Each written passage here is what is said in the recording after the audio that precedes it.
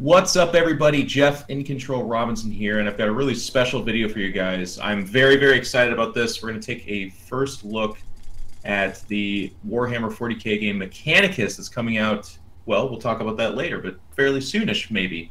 I'm joined by Andrew McKerrow, the producer of this wonderful game. Andrew, how you doing, man? I'm good. That was a really good introduction. Thank you. Thank you. It only took me 406 tries. Right? Yeah, I've been waiting for a while. It's the magic of production. No, exactly. It's gonna be really fun. This game looks sick, man. A lot of people are really, really excited about this game. You guys have been doing a pretty good job of dropping little eggs out there and nuggets that you guys are working on something awesome. Oh man, yeah. Easter eggs is one of my favorite things to do, and so is it for the developer, Bulwark. Yeah. Their last game was just littered with Easter eggs. It was like a little roguelike game, and there was an egg. Yeah. And this egg, they just put it in the game, and for months people were trying to figure out what to do with this egg, and we still haven't officially told them it's useless and it just takes up an inventory slot. Classic annoying devs. We probably won't do anything that annoying in Mechanicus, but we'll have to see. Yeah, I mean, maybe you will. Who knows, right? Yeah, I mean, it could be like a gene stealer egg. See, now you're tugging at my heartstrings. That just sounds cool. So for people that are just watching this video, I guess, because I think a lot of people that are watching it will be fairly inclined about what's going on, and we'll get into more detail about that. But for people that don't know, what is Mechanicus? Why Warhammer 40k? Kind of, if you don't mind giving like an introduction about what this game is for people. Oh yeah, this is a good idea. So, probably quite important is that this is based in the 40k universe, and a little bit of the narrative is that you, as the Magos Dominus Faustinius, have received a message that has been delayed due to warp storms and so on and so forth. And you band together a crew from different Forge Worlds, because all the other Forge Worlds are like really interested. They're like, hey, I want a piece of this pie. This sounds really cool, because they've been promised like all this interesting tech. And you have two right-hand men that I'll go into more detail about when we see them. But you end up traveling through the warp as you do, and just as the Milky Way is split into, thanks to 8th edition, you are pushed out of the warp and arrive at Silver Tenebris, which is in the background here. Very cool. Well, I got to ask you. So this is the classic. I've made a game for Warhammer. Here comes the barrage of this question. Why AdMech? There's going to be people like, why not my Necrons? Why not my Tyranids? Why not, why did you guys go with AdMech? I mean, I can kind of hear it in the story here a little bit, the idea of obviously looking for artifacts or relics or some kind of intrigue that way. That sounds very AdMech. But what made you guys settle on AdMech? I mean, this is my baby game. Like, this is the game that I've always wanted to make.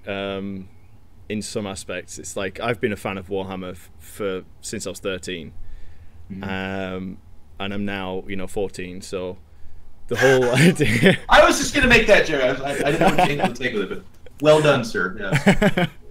Yeah. And I absolutely loved every single army. I think I've owned a model for every single army in Warhammer 40k, and I even branched into fantasy, which I really loved the Skaven back then. Anyway. Yeah. So you are an AdMech player then, if you like Skaven, I guess. Yeah, totally. I mean, they're like basically the same thing, but in different universes. Yeah, kind of. Apart from the rat stuff. But yeah, like I then started working for Calypso, which is our mother company, and I worked inside the Casino brand. And the cool thing about us is we get to do all these experimental cool ideas, and Games Workshop approached us for another title, and I was like, oh, this is like my childhood dream. Long story short, we weren't interested, and we then decided, you know what, if we were to come up with an idea, what would it, would that be okay with you guys at Games Workshop? And they said, well, yeah, pass any ideas through us, and we'll see if it's a thing that we're interested in.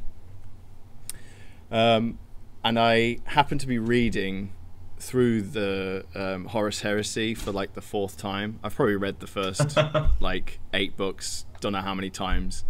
Favorite book, real quick, not to put you on the spot. Maybe you're like, oh, actually, I haven't read any of it. Oh no, yeah, I have it ready because the game was based on it.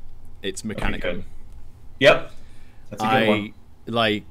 In fact, I've read that more just because I love it. And when reading that, I was like, damn, this is so good. Like, the way that they describe all the AdMech and all their factories and things like this, and I'm like, oh, I just wish I could see this, Like, I wish I could. Why hasn't someone made a game? Hang on a second. I can make a game about the AdMech. And that's how my little idea started. At that point, I was I need to find someone who's better at designing games than me. And through that process, I've learned a lot of stuff. But it's definitely my most favorite project of all time. I've worked on loads of games, and nothing compares to how much we've been able to accomplish in the time we've done it in, and with the size of the team and everything. It's just a marvel for me, to be honest. That's really cool. But yeah, that's how it came about. The Necron side of things, because it's no longer a secret, was down to the fact that like we were like, okay, Necrons bark, and you should watch out, mate. Yeah, someone behind you. That's my Necron. He's gonna be a Necron dog if he keeps barking. Actually, as it turns out. Or AdMech. We kind of looked at all the different enemies and we're like, okay, well, everyone's done grease skins. It's boring now. Yeah. No offense to those games. No, but you're right. They're the classic enemy for a lot of these games. Yeah. Then we looked at like we whittled it down to, I think it was Chaos, Necrons, and Tyranids, and I went Chaos. Nah, I loved them, but it just feels like we're just kind of going down that bandwagon kind of thing.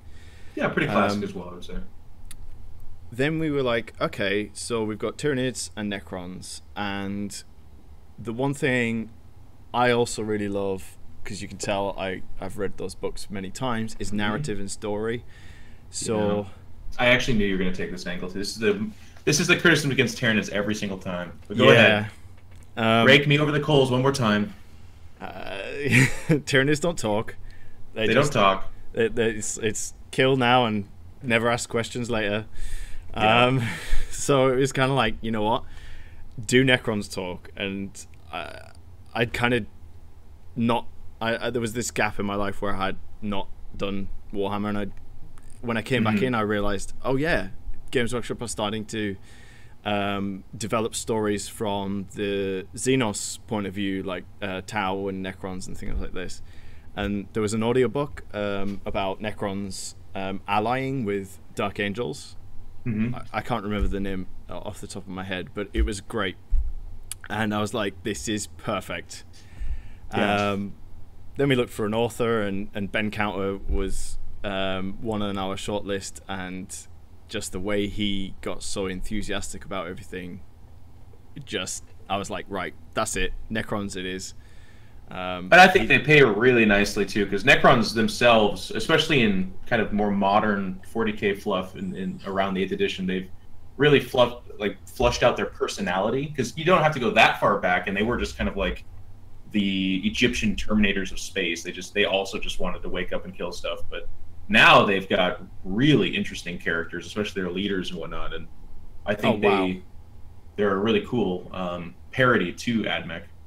It's really impressive. I mean, you've hit the nail on the head. I mean, out of all the Xenos races, I think Necrons actually have some of the largest list of like special characters. Yes. Or sorry, I'm from 3rd edition. They're not called special characters anymore. But just characters now. But yeah, I think you're right. Which is cool because I used to hate being told I was not allowed to use the Ultramarines guy with the 2 fists. I can't remember. Marnius Calgar? Marnius Calgar, yes. He used to be one of my favorite painted models. But back then,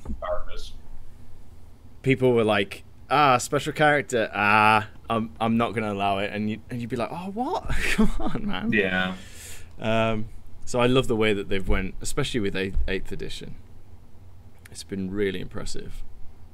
Well, that's awesome, and I love hearing. I've heard this before too. I love hearing the Warhammer pedigree behind the game and the excitement about just bringing it to life. So that's really fun. One last thing before we show the gameplay, I want to ask you kind of an open-ended question here in terms of the gameplay. You guys went a very specific route with this, and I'm going to do that thing you're not supposed to do when you interview somebody that made a game. I'm going to mention another game, but that's something that I think even just as I've been kind of talking to people about your game, this is the comparison that's made. Yeah. You guys are going turn-based strategy from what I can see, and people are comparing it to XCOM-like gameplay. Is there any reason you guys went that route, or can you talk about the gameplay just in general?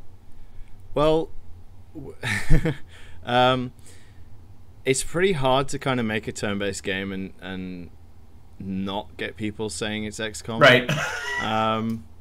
That's the challenge, really. And I think it's just the way that humans are programmed.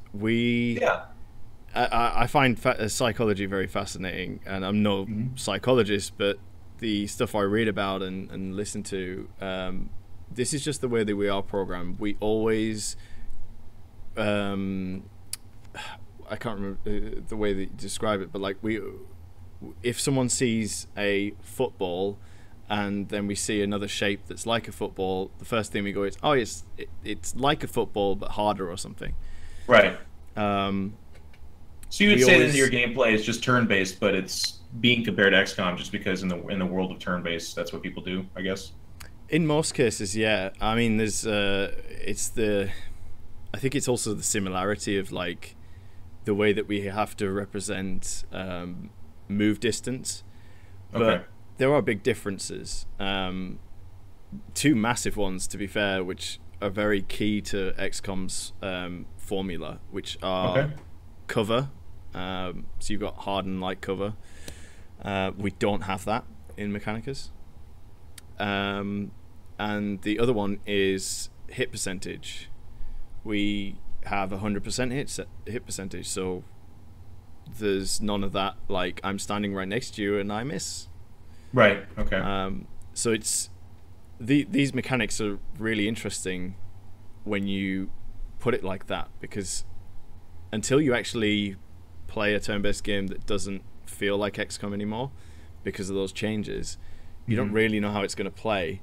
I can definitely say, from my opinion, it plays really well, and it makes you think differently to XCOM. XCOM, from my personal perspective, it's kind of like you're always focused on where you're going to move, how you get into what cover, and you're thinking more about the cover and then getting close enough to increase the percentage chance to hit.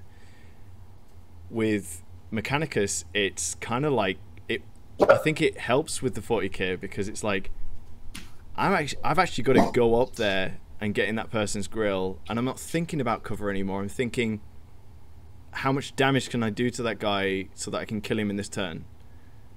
Okay. And then not worry about that enemy. It's really cool. Yeah, it sounds more matchup based and stuff like that. I enjoy that. And you're thinking more about your abilities as well, which is quite good. So yeah, let's get into it. Yeah, exactly. You've got my interest peaked here, so let's take a look. Right, I'm going to skip through a tutorial and a trailer that plays here. But if you haven't seen this, go onto our YouTube channel. What is your YouTube channel? Casino Games. Casino Games YouTube. Okay. Casino. I don't know, man. Casino, you said? Casino, yeah. How do you spell that? Just for our viewers that may not be familiar. I'm terrible. I know it sounds really weird, but I'm. You can't spell it either. Now I don't feel so bad. I'm not I one don't of those feel bad type at of all. I'm terrible at like spelling things out aloud. So, oh, we've lost the game. Kasedo, Kasedo. Games. We'll put it in the comments below as well. Is what we'll do, just to make sure people definitely. Get there, check it out. I just didn't want to say it like I just get it wrong. I'm one of those people that always double check all my spelling all the time. So I'm the same way. Weird. I think it's like dyslexia or something. Well, I know I have that, but I think that's part of it. I'm just so conscious about it. I take it even beyond that. Like if someone asks me specifics, like, is that a 7 that you said? I'll be like, and like my mind naturally second guesses it. Anyways, we're getting really personal, but this looks amazing. So Fastinius, you said was that is the Dominus that we are, right? Yes. So that's you up on this lovely throne at the top here, getting repaired by a servo skull. These guys float around. I made a background that animates, and it's broken because Windows 10 changed things, but fair enough. It's quite nice watching it for a good 5 minutes. I'm going to ramble like this all the way through the interview, and I'm so sorry if you're fans. No, it's okay. It's very obvious that you're excited about this and that you love your game, and I'm just excited to see what it looks like. Cool. So yeah, that's you. There's a nice level close up, and we have narrative. There's a lot of lore. I'll get to Kepler in a bit, but here's Vidax, this guy here. He is from Metallica, which is based in the same segmentum of the universe, not the universe, the galaxy, which is the Ultramar segmentum, which is huge. It's like on the east of the Milky Way.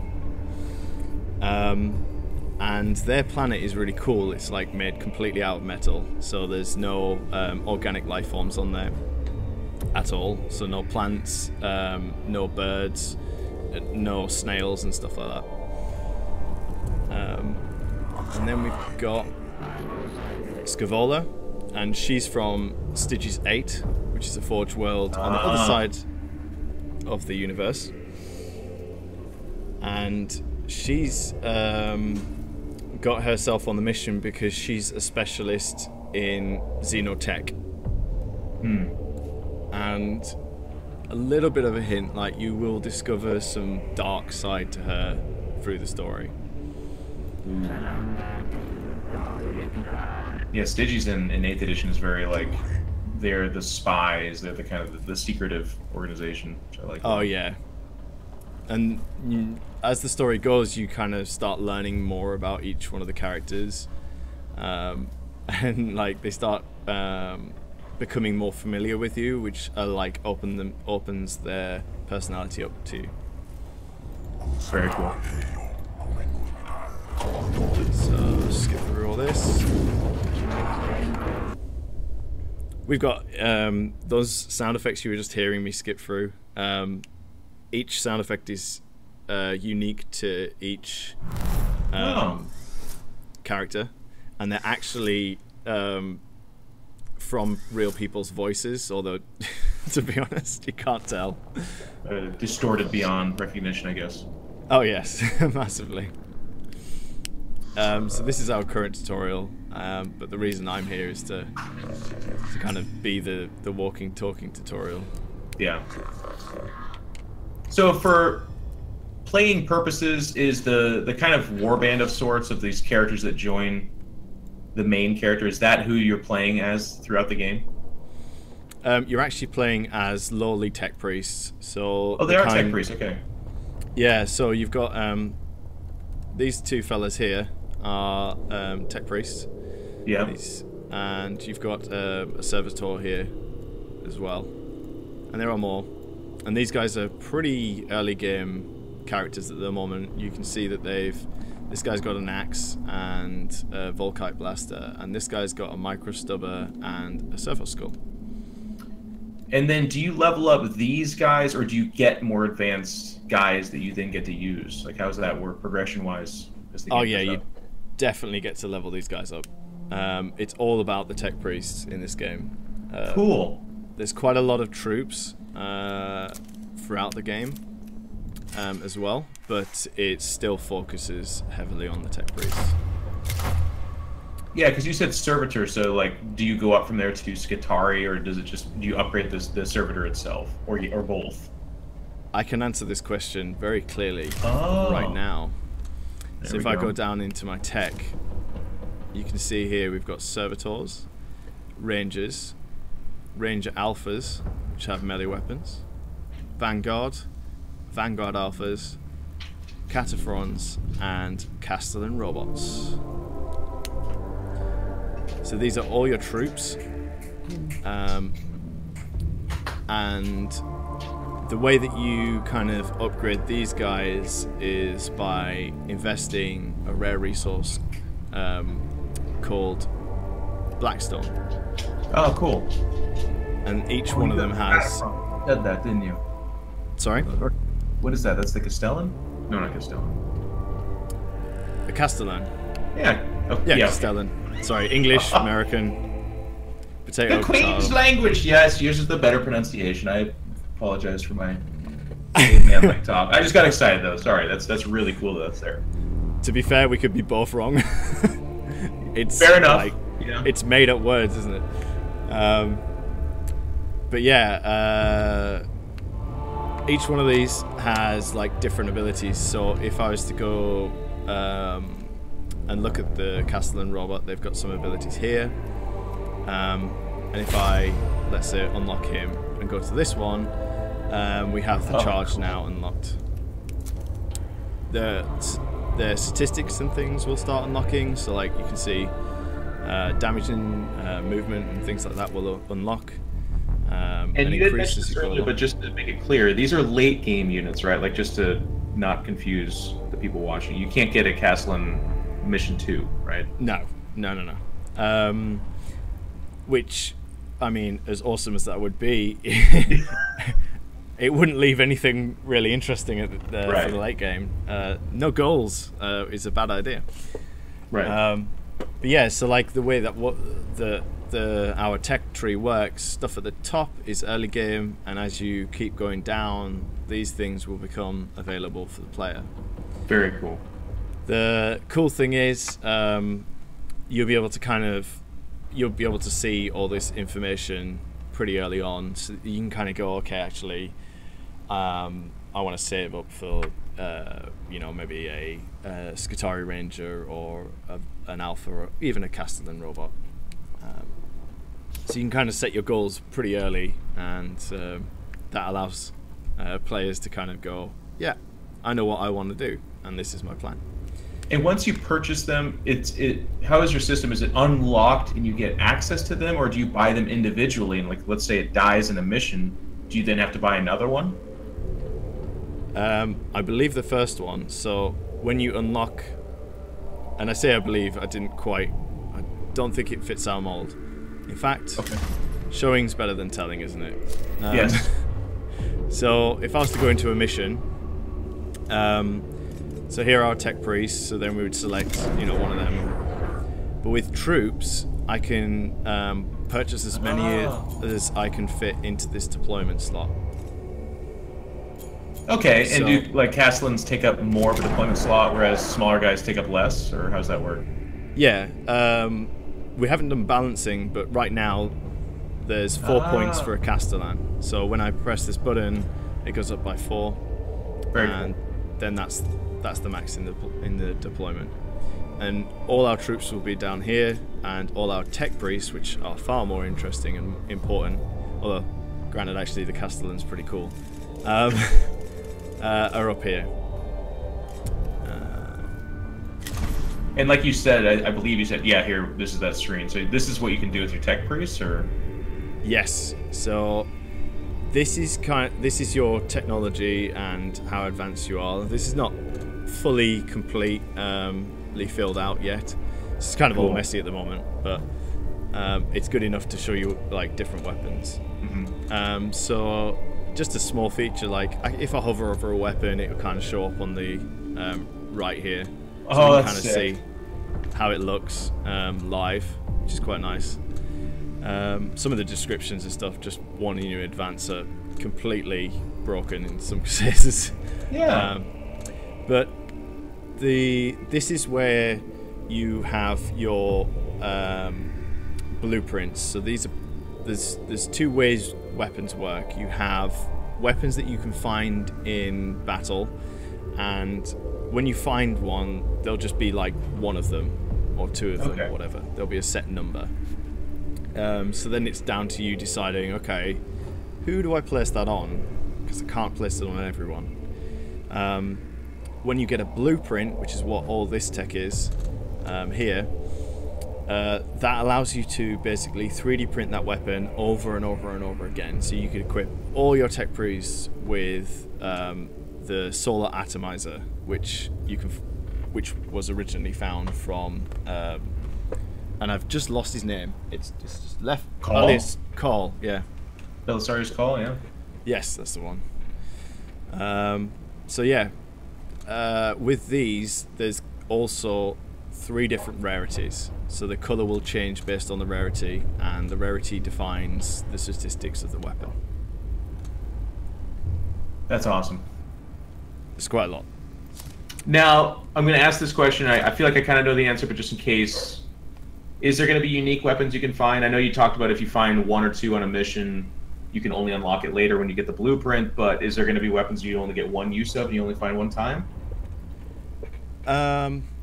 No, we kind of want everyone to be able to eventually get blueprints for even the late game stuff.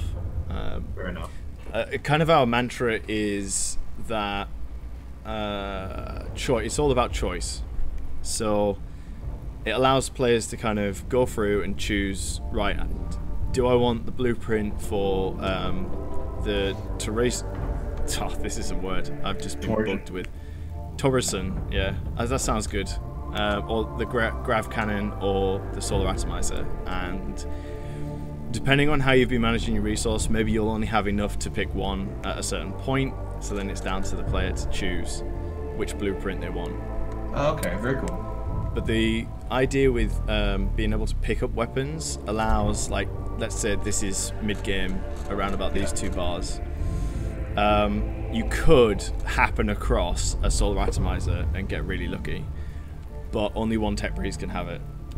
And it allows you that kind of nice feel of, I've got something way more powerful than I should, which is quite cool. Very cool. Here we have support items. So these are like things that, like repairing and upgrading your servo skulls. The spotlight taunts enemies. So if you've got like a tanky tech priest, then having one of these is really handy because you can draw fire away from your weaker tech priest or units. And this list is also, there's a lot more on here. We've got like, my favorite one is the brains in a jar, which I can't remember what the mechanic for it is, but I just like the visuals. Yes, of course. Then I'm going through all the upgrading stuff first, by the way, but these are different metagame kind of upgrades that you can unlock throughout the game.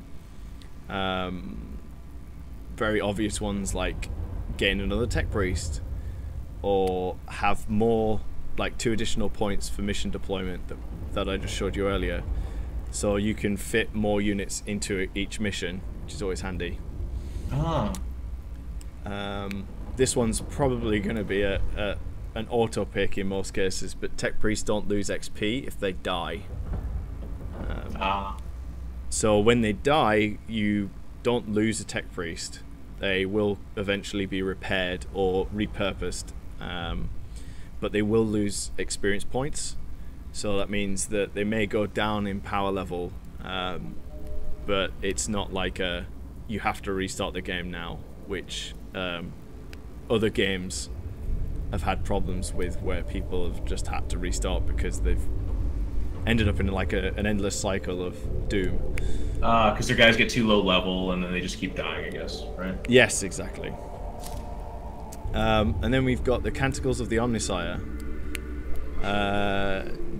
I believe, have you got AdMech? Yes, As it's a one of my tabletop? armies. Mm-hmm. Awesome. So this might be quite familiar with you.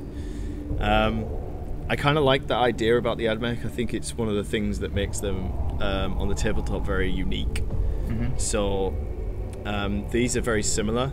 You get to use them once per mission, and you can take 3 or more on a mission with you. So it's kind of like a big buff for like a turn or a fight or a couple of turns that will really be able to help you out. So this one, for example, increases your armor by 1. That's actually quite a big improvement. The way that you gather these is by doing mini missions. So like these ones down here say collect CP, and if you collect 50 CP, I'll explain what that is later, but when you do that, then this one will be unlocked and you can then use that on missions going forward. Very cool. It could also be something like walk so far in total, walk 50 meters, or it could be kill 100 Necrons and then unlock this one.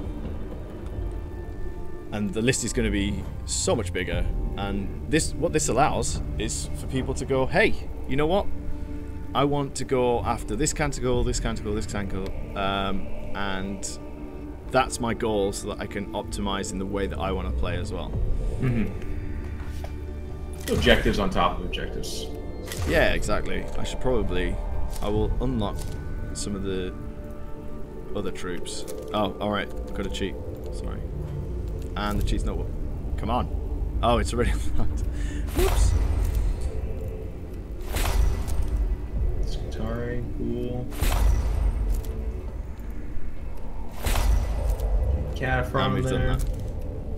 Okay, cool. So you can kind of see here that this is how all our troops would be, and we can kind of just get an overview of their statistics and things like that. And you can see he's very happy, spinning around there. And then these slots will be where your tech priests hang out. So here's your tech priest, straight off the conveyor belt. And you can basically drag the blueprints that you gain onto your tech priest, and you'll see a physical model appear for every single attachment. That's awesome. So let's add a pistol there as well. Oh, it looks like he's going to get repaired by that servo skull. And I should probably unlock some more weapons, but I'll get back to that in a second.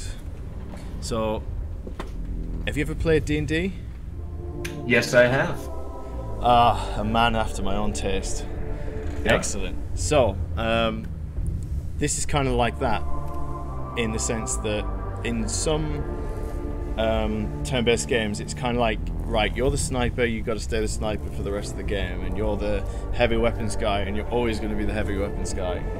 With Mechanicus, we allow players the choice to be able to choose, okay, I want a healing tank, or I want a damage-dealing healer, or I want a guy that can buff both my tech priest and my troops. And each one of those is basically one of those categories. So the Dominus is focused on damage, the Engine Seer is your healer, the Lex Mechanic is your... I've now just forgotten. He's your tank. Rune Priest is all about buffs. Sekito is your troops buffer, so he's got a really cool ability where your troops can fire again, and they all fire at one target. Quite like that one. And your Exploratory is about gathering data about the enemy and small little buffs and things. It's quite versatile, the Exploratory. That's awesome. This seems like the pairings here is almost infinite. You can have all kinds of different kinds of characters. Oh, yes.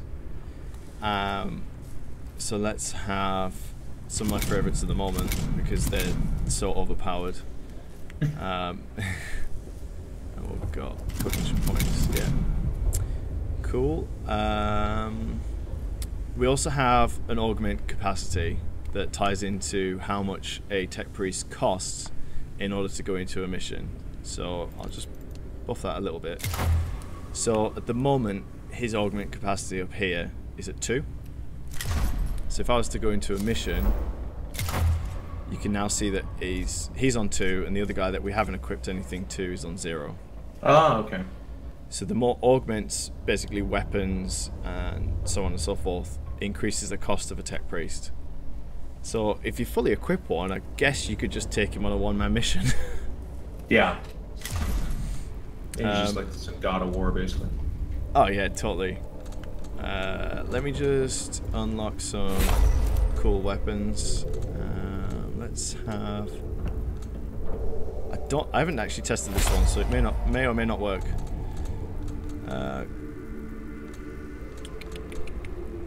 Eradication ray sounds fun, and probably another type of pistol is always good.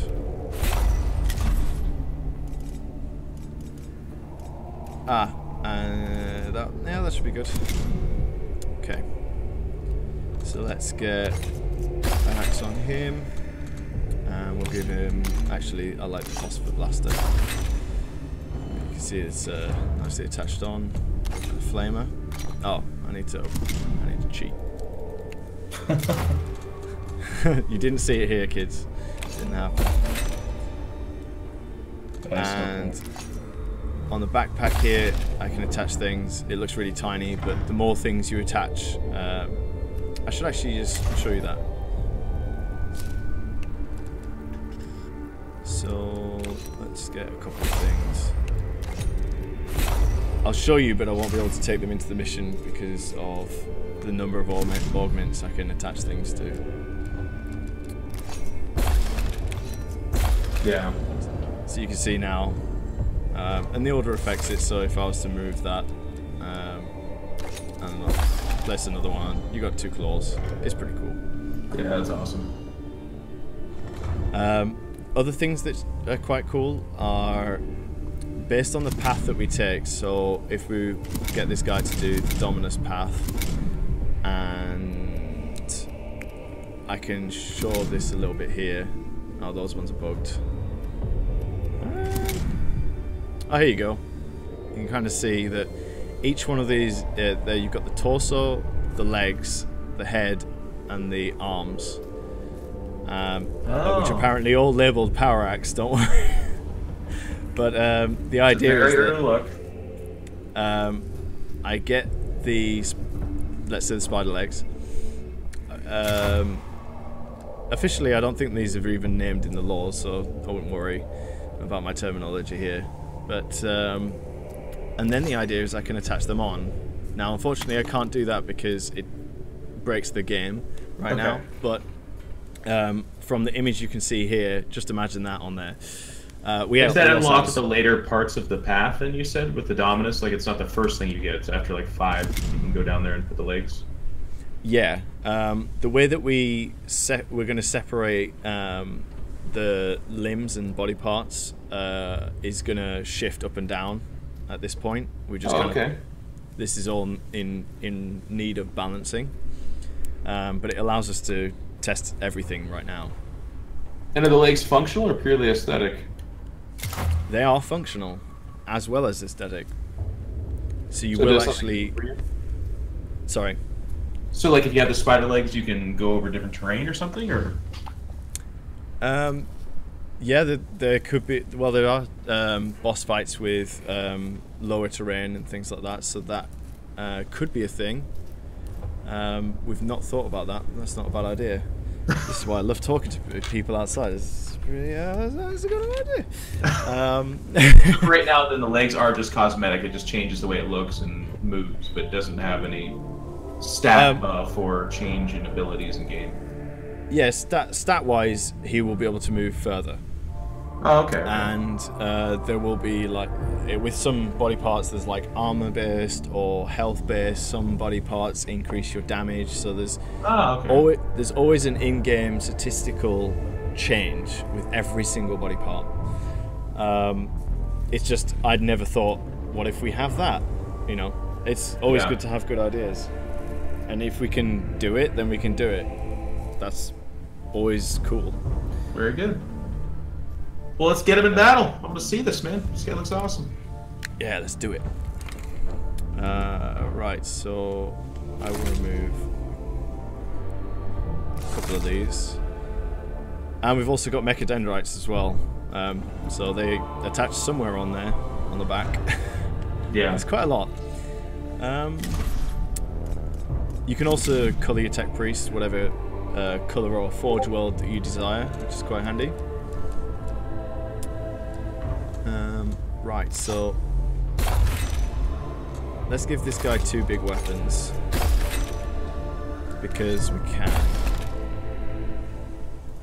And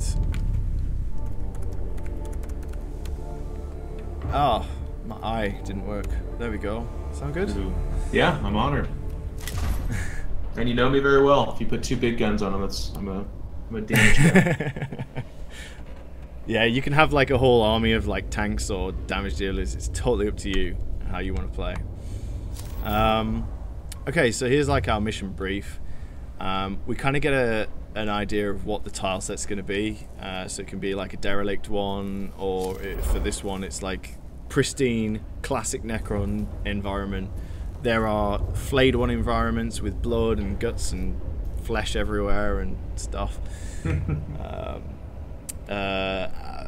There's also like a Manufactorium style but Necron-esque one, and there's also like a Necron library, which is quite cool. Then we go into our mission, and at the top here you can see this is like a difficulty gauge. Oh, okay. So it allows the player to kind of go, okay, this one's going to be hard along that kind of number. And I'll explain that when we go in because it will make more sense then. So this is where we will choose our team for the mission. So I'll select both our priests, and I will let you choose anyone apart from the Cataphron because the Cataphron doesn't have any attacks at the moment. Well, we got to see the Castellan. Okay. And then just a variety of... I mean, I want to see the Servitor, because it's just funny. Yeah. He's got the most hilarious walking animation out there. Let's do 1 alpha and 1 basic guy. Okay. Let's go for this alpha because he's hard as nails, and we can either go for one of... Let's go for the Ranger. Yeah. Cool. And now because this is early game, it feels like the team's quite small, but that's the plan. Yeah. Okay, so this is where we get to choose our canticles. And right now, I'm going to choose these ones and go. So as I said, we've got a lot of narrative, so every single mission has like a preamble, kind of, oh, this is the deal, this is what's going on. And we'll have different characters kind of interject and develop. What's your early game thoughts on the campaign in terms of like how long do you want the gameplay to be, do you think? I know it's very early on, but if you have a ballpark or something like that. As in like the length of the campaign? Yeah. Or just the early game? No, how long would it take someone to play through your game is what I'm asking. Right.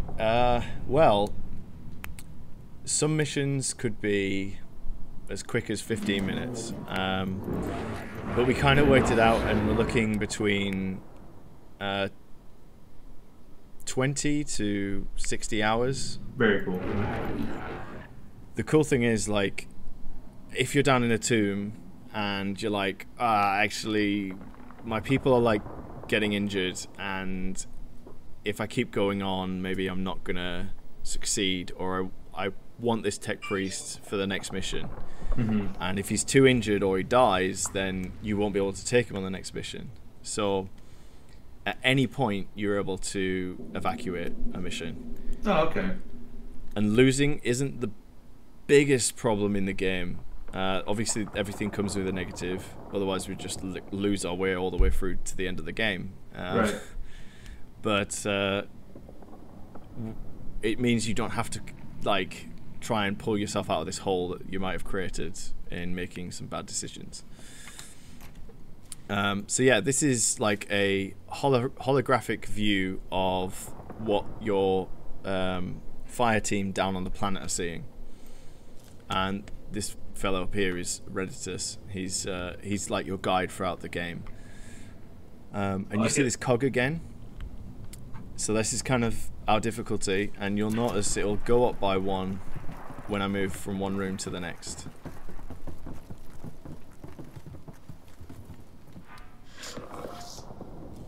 So it's just went up by 1. When that reaches full circle, it'll clock up to 3, and that means that it'll add a buff up here that increases the difficulty of the level in some way.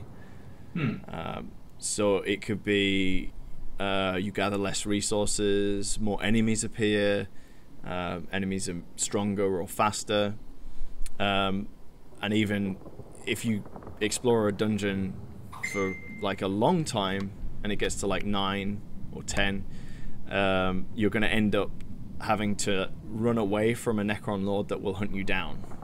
Oh wow.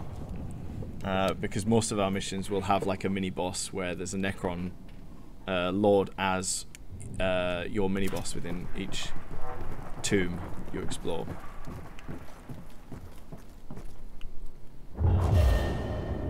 So as you can see, it's went up,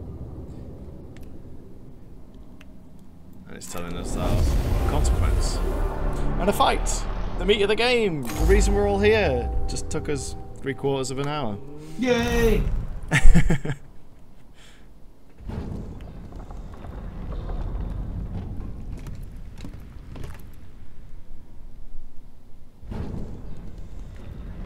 Mortal.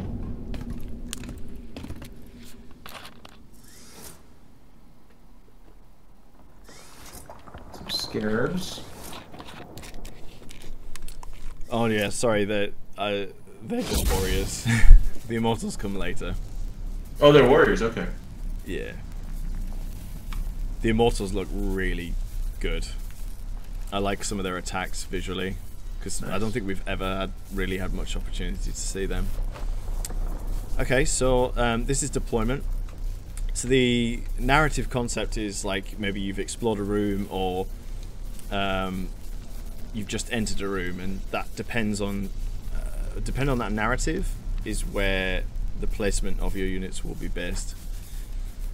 So let's get. Is this you? I don't know. No. And we've got 4 more points, so let's get a Skitarii out. Cool. I did get you. Excellent. So this is movement. We're all very accustomed to that. The cool thing about Mechanicus is that I can move here, and then I can continue to move, or I can move and shoot. So let's select him and shoot him. Huh. It's a boring graphic. Don't worry about it. It's nothing impressive. And then I can go over here and then melee this scarab, for example.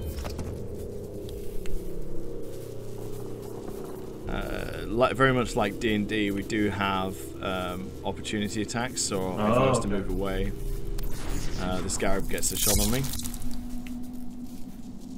Luckily the scarab's weak. And I have armor. Or say, you have armor. Right. We also have, you noticed probably when I clicked on an action, that we go into this kind of simplified view. This is the noosphere, which is basically like the Adeptus Mechanicus Wi-Fi communication system. Mm-hmm. It's kind of like how they see the universe, and it allows them to communicate data really quickly to each other. And as you can see, like we can't see any of the health bars for the enemies unless we go into that view. Ah, or okay. pressing spacebar. These guys, for example, you can't see their health. Different classes that you go into will give your servo skull a different skill. In this case, I don't think we've went for one, but it's not in this build, but basically, whenever you attach yourself to an enemy, you'll be able to scan their information. Ah, okay, cool. In this guy's case, he can attach his servo skull to an ally and it'll increase his armor. So these two signs here is two different armor types. So I can go on here and now he has 3-2, but I lose mine. Wow. Okay. But if that guy was in danger or getting ganged up on, you could throw the armor onto him and he could leave combat and absorb the opportunity attacks and that kind of thing. Exactly. So again, those choices you were talking about, the game's rich with that. Oh yes, and it's a lot. As you can see, obviously there's the trade-off as well. With me losing my armor, but with servo skulls as well, you'll be able to scan the enemy's health pool with anyone's servo skull. It's just not here at the moment. Okay. Oh, that's what. Sorry, I just repeated exactly what I said earlier. What I was going to say is that the way armor works is very simple. If it's a physical attack, it's the orange, and if it's a energy attack, it's blue. And different enemies will do different types of damage, and you can tell which damage you're going to use with a weapon. So this is an energy weapon. We know scarabs don't have much armor for anything anyway. That's awesome. And for some reason, we're not killing the scarabs with heavy weapons. So, unlucky day. Okay, so we're out of actions, and we'll let the Necrons have a go.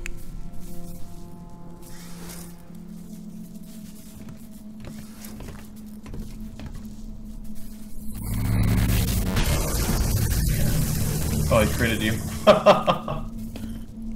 Just my luck, eh? Luck, exactly. You're trying to show off the game, and the game just kills you in your first round. I'm glad that was just 1 damage.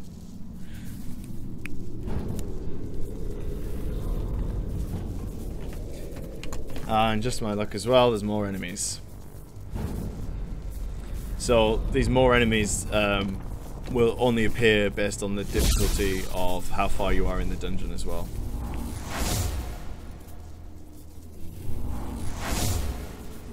This is a good time to explain cognition, which is based at the top of the screen here. This is a really cool resource that carries over from one fight to the next, but you start with pretty much none of it at the start of a mission. So normally I can move as far as this blue line here, but with cognition I'm able to move beyond that to pretty much as I've got cognition left. Oh, you can see the counter there too. For the further you go, it's -2, -1, that kind of thing. So yeah, it's like bonus abilities, I guess. Yeah, cognition is like, it allows you to do more than what you would normally be able to do, and it also limits certain mechanics so that it's nicely balanced. The concept narratively is that the tech priests are collecting this really cool data from the Necrons on the fly, because they are scientists, right? Right. So they're collecting that, and that's how they're able to move faster, because they're more alert of the surroundings because of the information from the Necrons. So there's different ways you can get it. So as you can see, there's this like cognition reserve here that basically will be pumping out small amounts of cognition points. So our servo skull was close enough, it was within range of this one, which is why I collected it. And we can also collect that from enemy Necrons. So hopefully these weapons can kill some Necrons.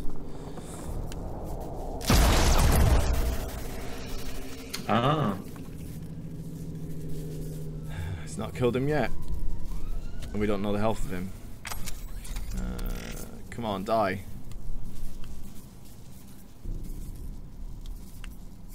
He's got a lot of health. Okay. So when we stand next to him, we can see his health. Excellent. I know you will go down. There you go. So we all know that Necrons do come back to life. So he's in a state of repair right now. Oh yeah. Hey, it's quite cool. Beautiful, man. It really shows it off quite nicely, doesn't it? Yes. There's our little dude. Hello, Silver Skull. What's up, bro? So yeah, so this is another challenge for the player to overcome. Is I can just use one basic attack from another unit, and that would instantly kill that Necron, and then he can't come back. I also gain the cognition point as well. Or I can decide, you know what, I'm going to leave that Necron there and get back to killing him later. So another one of the choices that the player has to make is like that. Here's also something quite cool that a lot of square-based melee combat turn-based games don't have, is attacking by diagonal. Drives me mad. Come on. So he's going to attack with his taser gun, which is going to spark out pretty impressive. Yeah. Not impressive enough to kill them though.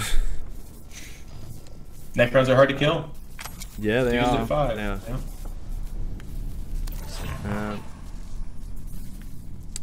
I wasn't meant to do that. Okay. Whoops. Oh well. Next turn.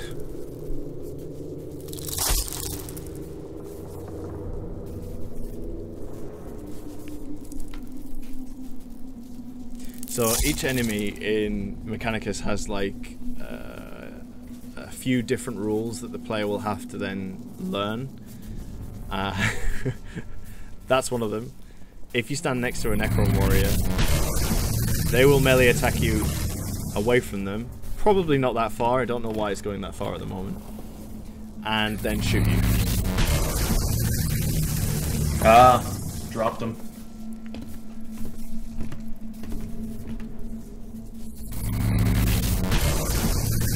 I do like that you're about to die in this tutorial. I don't.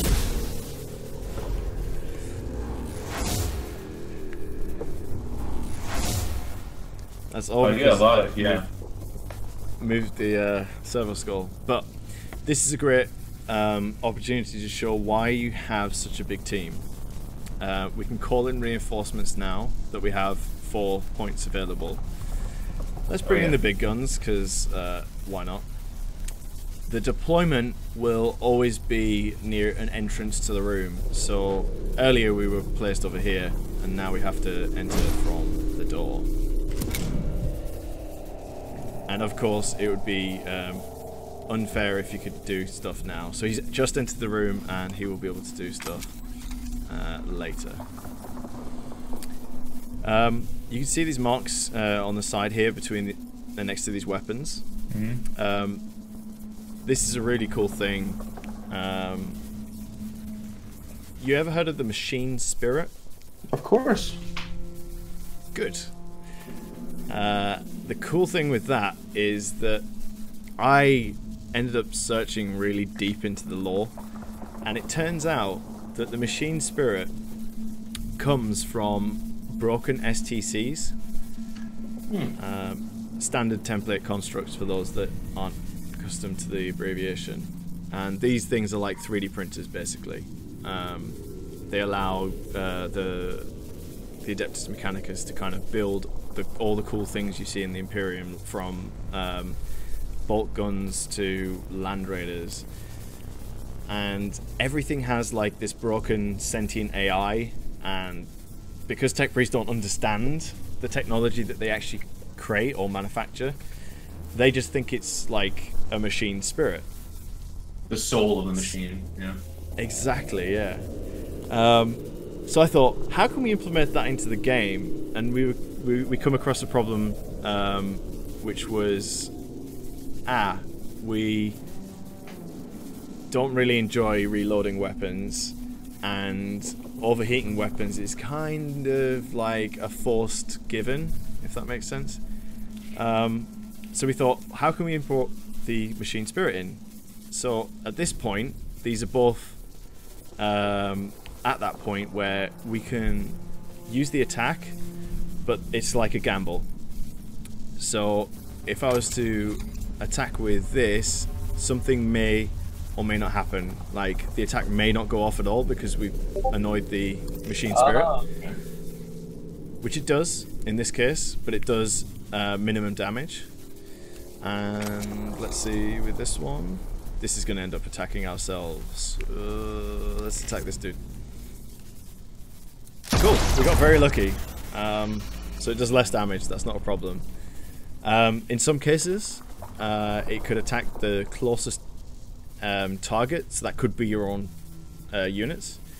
In other cases, it could be attacks the closest enemy, and there's a variety of different options that we want to add into this. Very cool. Which is going to be quite Put cool. some randomness, I guess, some risk. I love risk, both the board game and other things. I got one. Yeah, I don't think I'm a little worried. I think we might lose you. You might die. So this is when we could bring in the canticles, and we could add some armor. This is probably not a bad idea. Make a little prayer and go.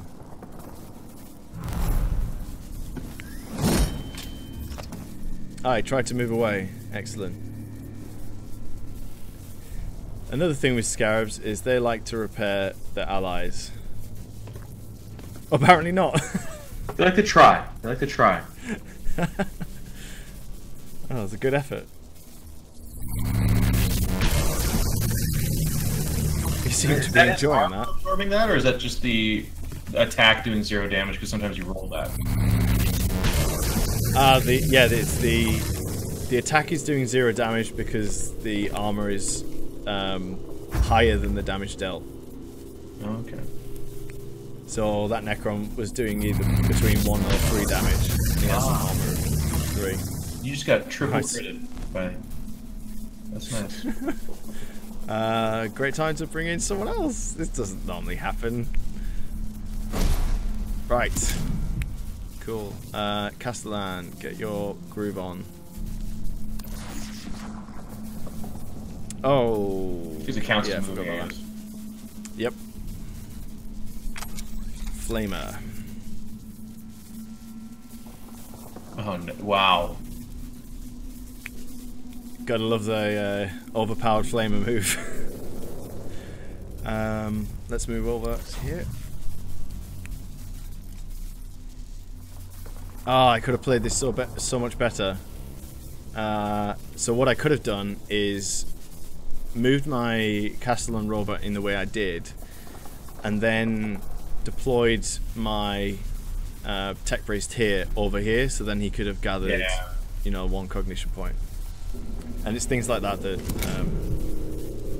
that are part of the choice system. Can you give us a zoom in on the Castellan?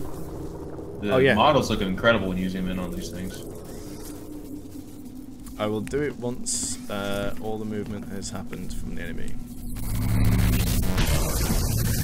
My goal is to... I don't know if you've ever played Mario and Rabbids. No, but I've heard of it. Yeah. I really like how fluid the camera is on that, and my goal is to kind of achieve that similar goal of being able to move around rather than the camera lock you into those moments. So you can... So let's say when the Necron was attacking us, I'd be able to get into this position and take a lovely screenshot or something along those lines. Unfortunately, he's so large, I can't really get no, this is good. The whole model in. But the lighting off the models is really impressive, actually. Very positional. Thanks. you know, even check out his backside. Like, it does an amazing job of making it feel like a physical game that you're there present for, when the little detail, like just where the lighting's coming from, actually reflects off the model itself. And you're dealing with so much reflective material, right? Like all of AdMech and all of Necrons are basically yeah. It's true. This tile set, so this art style for this environment is very reflective on top of all that as well. So, you know, you probably noticed the reflections in the ground. Yep. Right, so what could we do? So, with heavy weapons, the other two that we equipped to your character we were cheating a bit. So, cognition allows you to use heavy weapons, so we need 3 cognition to be able to use this flamer. And that would be the same for the weapons that we equipped to you earlier. So you can't always use the most powerful weapons. Oh, they're I quite like. Oh yeah. We're also going to add physics into the mix. So if you critically attack a Necron, they go flying. Oh, very cool. Which I'm very excited for. So it's a moment like this I can go, you know what, actually, I might want to use a cognition point to get in base contact with one of these. Melee attack him. So we know he's down, which means he's gone. That we can shoot this guy with the... Ooh, close. But we should be able to actually melee him. Only 1 damage would have got the job done. Yeah, I don't know who decided 1 to 2 damage for a caster and robber. That needs to be upped. These things are powerful, right? I feel like it would hit you a lot harder than that, yeah. Especially with 2 power fists attached to him, yeah. Oh, come on. We're all kind of out of options. Ah, okay. So they suffer damage because when you're on fire, that kind of hurts. Cool. Because they replenish, that means that they won't get an attack. And that's just an example of like how the different mechanics work, and you've got to learn all the enemies. I am having a very unlucky day killing things. Well, I think you're about to do it though, that's the good news. Yeah. Earlier it was looking pretty grim. It kind of is. We've lost 2 models in the first fight. It's just a little worrying. Well, you're showing the difficulty. Well, Andrew, that looked amazing. Is there more you wanted to show with this, or should we just get into a few questions here and wrap it up? Yeah, we can totally get into a few questions. Okay. I can just show you. So this is obviously the character just explaining something, and then as you explore through the dungeon in this view, you will get events that have 3 different options. So we started with the full narrative that you can see. I can't really point at it, but down here. And then we were like, actually, there's quite a lot of these. Let's have a simple, right, move on, and then the player can read what the fluff is underneath, which is quite nice. So we can decide, you know, one of these things. Let's take some pick grabs. Cool. We gain some cognition points for the next fight, which will then end up here. And the characters will sometimes comment about your decisions. Cool. Very cool. Yeah. Going to your questions. Has a dungeon crawl feel to it, I suppose. Oh yeah. So I had a few questions from my community, but mostly a lot of these were answered in our very thorough look at the game here. But a couple of the kind of typical questions about the future of the game. One of the people wanted to know, is there going to be a multiplayer aspect to it at all? I mean, that would be really hard. We'd have to we prefer to make a brand new game, to be honest, if we were to do a multiplayer. So probably not. Probably going to be a very large single player experience. What you're saying?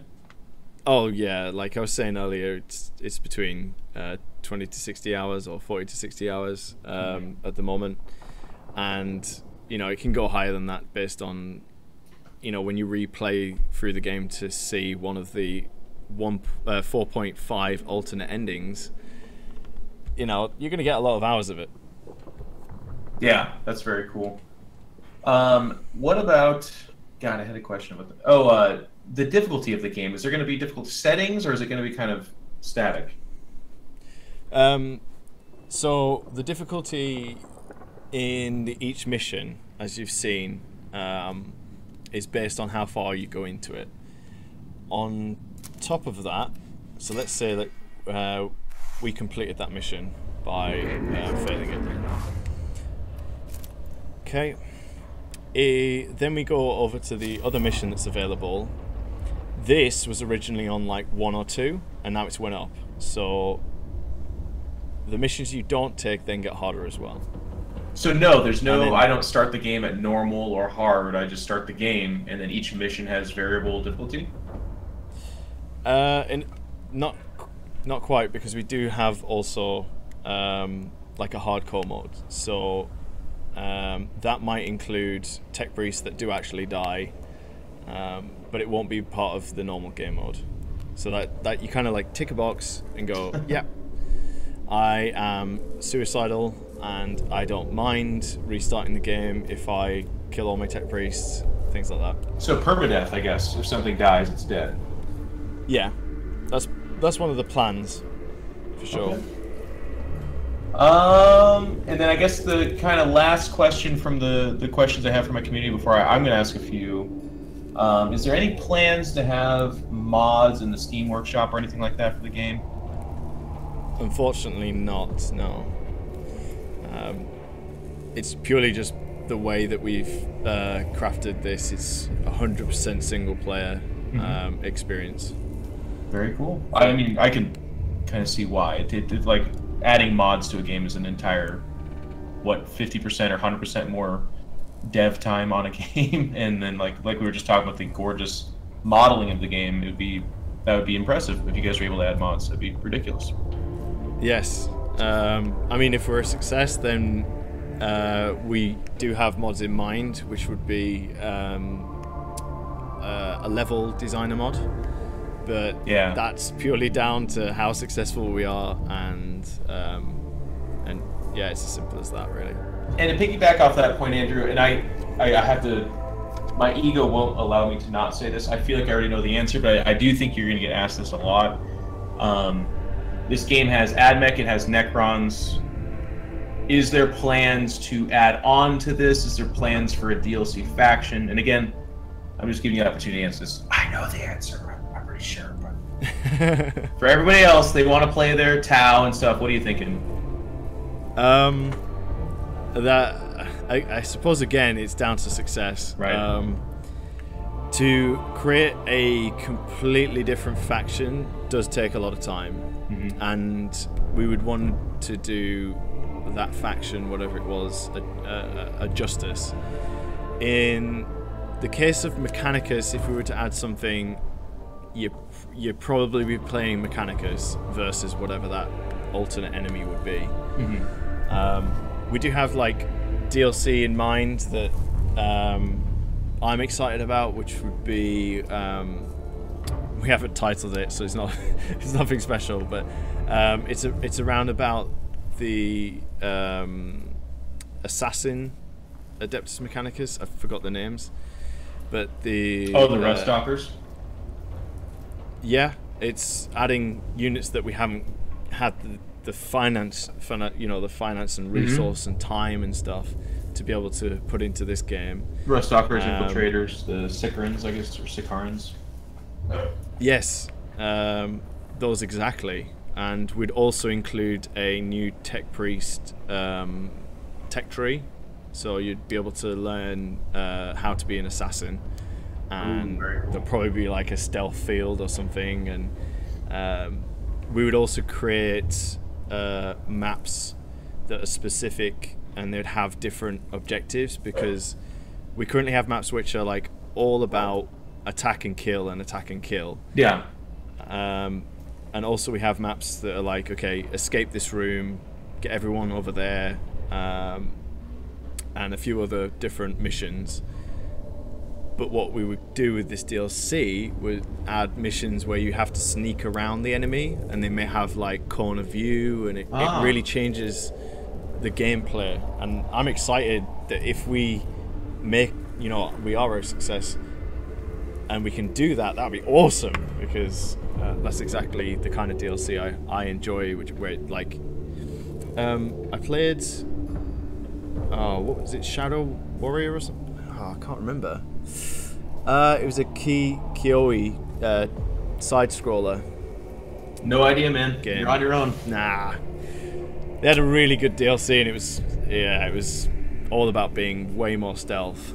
Anyway. Okay, so to summarize, if you guys sell 1 million games and Calypso's like, this is awesome, you guys got more of a budget, this game is in a position where you can add more characters, you could add more missions, you could add more classes. Enemies. Enemies. Yeah. Very cool. Yeah, I think that's the answer people want to hear, is that there is more to be done. You summarized that very well. It's almost like I did this for a living. I could have just said that. Yeah. And then I guess last couple of questions, and certainly not the least, is there anything that we didn't see but you want to put a bug in people's bonnet, or put in their ear about to think about the game that maybe you haven't been able to show off just yet? And if you don't, that's okay. That's a good question. I like this question. Are there cutscenes in the game? There will be cutscenes for the end of the game, and I'm trying to work on this is more like into the ear of the developer, but I'm trying to work on like mini cutscenes and things like that. Yeah, but it will be, we're gonna have in-game cutscenes which are just like move the camera around and stuff, but we'll also have 2D art scenes and things like that. It is gorgeous artwork, by the way. The profiles again here are really, really cool. Oh yeah, thanks. I remember when we first received them. I think I put one as my wallpaper for a while, and I was just like, this is so beautiful. Yep. I can see why you did. It's really cool. But I think obviously in this demonstration we've not really shown much combat. I know I've just kind of divulged loads of information. Mm-hmm. But like, yeah, we have like wraiths from the Necrons. We haven't have a Forge World Canatech Acanthrites, which are like the bug ones from Forge World. Oh, okay. They're pretty cool. There's a hidden boss. Spiders. You've got Praetorians, death marks we didn't get to see, and about 5 major bosses, and then 1 final boss fight. Oh yeah, did I mention hidden? Yeah, there's a hidden boss somewhere in there. Hidden boss somewhere. Don't say any more though. I like that idea a lot. It's got a real cool feel too. It definitely has like you do the mission, but then you dungeon crawl through the different rooms, and it kind of escalates, and then the events in between. So, well, I'm not going to ask you about the hidden boss. I want that to be a big secret. Yeah, So I never actually explained this up at the top. This is like a countdown timer. So each mission will reduce that by 1. And we've got about 3 missions written up. So you'll never experience every single mission as you play through. Oh. Which leads to the alternate endings. That's awesome. And we have some plans for when you do reach completing the game in the first run, different ways of like quickly changing the way the game functions. So like you could go through the game as a Metallica Forge World as default color, and maybe you'll limit the weapons you use and things like that. But we'll see. Achievement hunting, I suppose. Oh yeah. Oh, I love achievements. So we've got a list. Well, all right, Andrew. It's been about an hour and a half, so we've already lost 10 times the 3-minute interest level of, or not attention span's the word I'm looking for here, people. But I'm so sorry. No. It's actually good because this is how I do videos as well. I like this kind of content, but I can already tell some people like, where's the part where he says? So we're gonna get to the real big questions. It's an amazing game. It's cool. Oh, right. When does it come out? When can people expect to have it in their hands? Well, this will be showing on the 8th of August, which is, we're going for pre-order. It's out there. Awesome. And the release date is the 15th of November. Very, very this cool. year. Yep. Oh, yeah. 15th November. Just to clarify. 2026. Woo! See you guys there. Yeah. That's gonna be awesome, but I guess it'll be on Steam and it's gonna be a PC exclusive at launch, right? Yeah, PC, Mac, and Linux. Okay. Very cool. Well, Andrew, this has been awesome. You, as a true guy that's making a game about Adeptus Mechanicus, you inload us with a lot of information. I think people have a lot to salivate over, and they understand the game pretty well now. But you guys got some work ahead of you, right? You got to at least change everything from Battle Axe to its proper names, I guess, in the game, and they get you good to go. Yeah, that's my fault. Sorry about that. Well, I mean, it's actually, to be honest, I think it's really cool because it just goes to show how early you're showing off this game, and a lot of people shy away from that because of those kind of little things. But I'm honored and privileged to have seen this, and I'm excited. Like I said, the game is gorgeous. I'm not really trying to blow smoke up your butt, but it actually is really, really good looking. And if the gameplay follows suit, which it looks like it is, it's going to be an awesome game. I can't wait. Thanks. I can't wait to you have the actual game in your hands so you can play it yourself, and then you can confirm that it feels awesome destroying stuff. Yes, it looks like it. Yeah, I'm just going to have to flamethrower everything, especially with the Castlin. But thank you. So you said November 15th, right? Just to get that date? That's correct, yes. November 15th, everybody. So make sure and get your pre-orders out. August 8th. It's about when this video should go live, and you guys can go ahead and nab it up and let these guys know that their hard work is going towards a confirmed and great game. And we'll see you all then. Bye.